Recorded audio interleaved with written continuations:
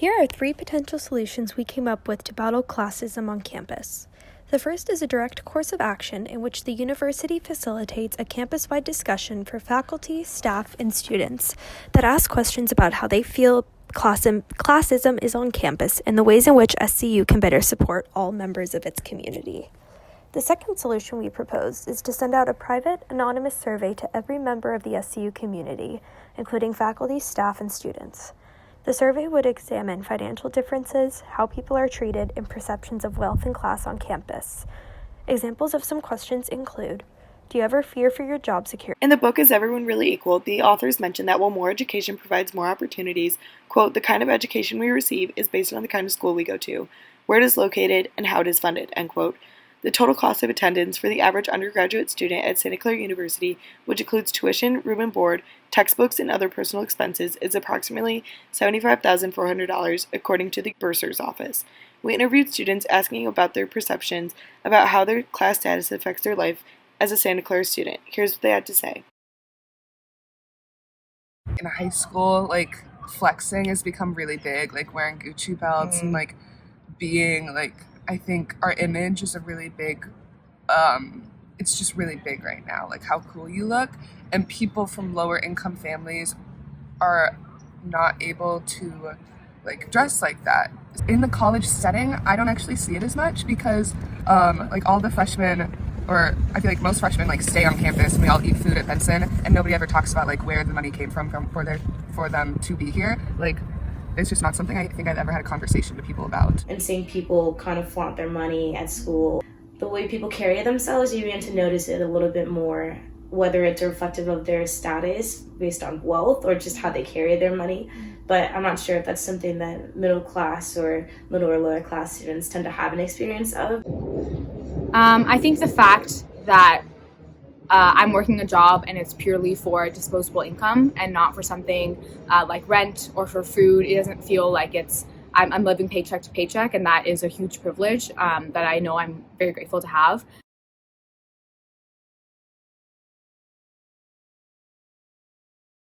The privilege that they've been given to be able to do things with as much ease as they've been able to, and that people from lower class families, they had to, I don't know, if they're in the same place as you, they worked harder, you need to respect them for that.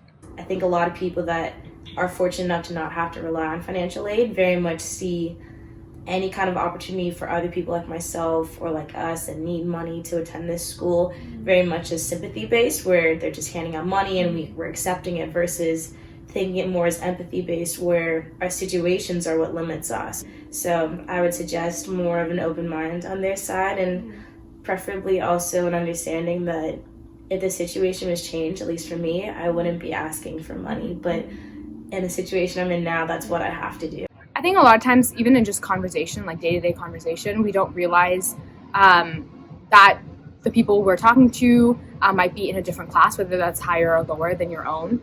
And that can be very insensitive, considering that people can be in a whole bunch of different situations.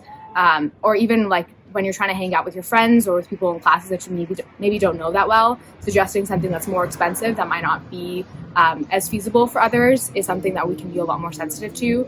The next theme that we noted was the distribution of wealth amongst different groups of people on campus. We wanted to look at the differences between Benson workers, student athletes, and adjunct lecturers, as they represent a wide variety of people here at Santa Clara University. Interestingly enough, through our research, we were able to find that the highest paid person at Santa Clara University was indeed the men's basketball coach, Herb Sendick. In an interview with him, we wanted to gather his thoughts on classism, specifically about any classism issues on campus. When asked about classism, Coach Sendick responded, "The campus, I would have no reason to believe that classism is an egregious problem.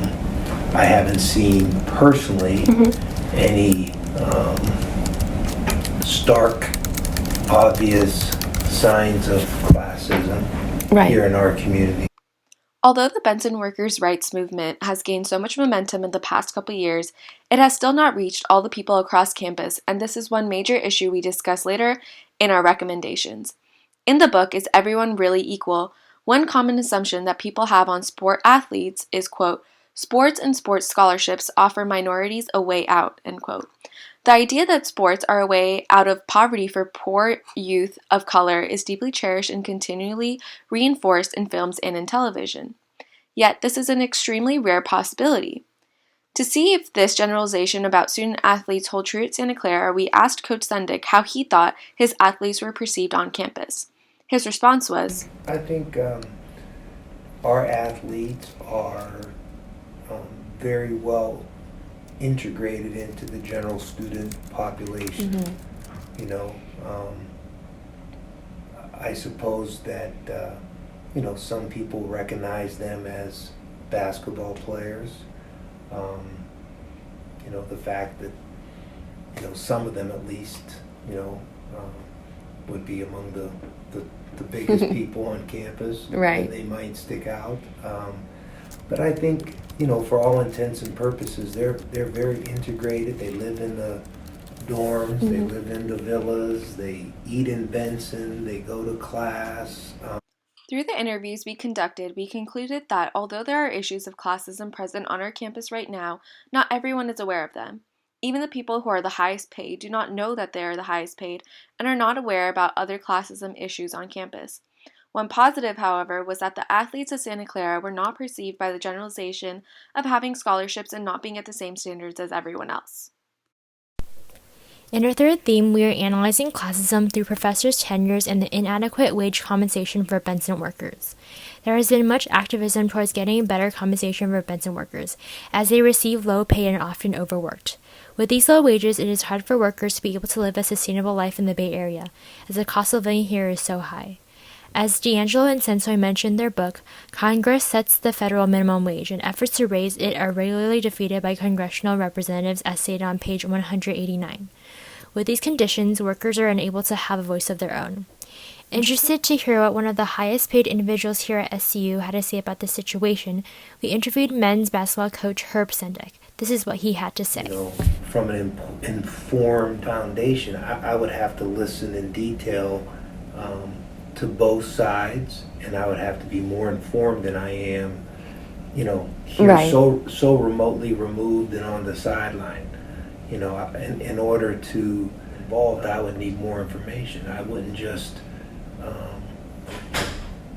pretend like I know. I think anytime you have an issue, it's important to listen carefully to both outlined. Let's hear from the university on why the wages are. How did we get here? And, Right. What's the plan moving forward? Let's hear all that. And then, Right. All right, now let's listen to Benson. Okay, let's figure this out. In addition, we were able to interview Professor Donald J. Pullen of the law school, who used to be the dean of the law school from 2003 to 2013, and Professor Talley from the Information Systems and Analytics Department in the Levy School of Business to discuss professor tenures and how much security that brings. When a professor receives a tenure, there is a contract in which they can achieve promotion and job security. Here is what Don had to say about it. By contract, the university is limited in terms of why they can, in the circumstances where they can revoke it. Right.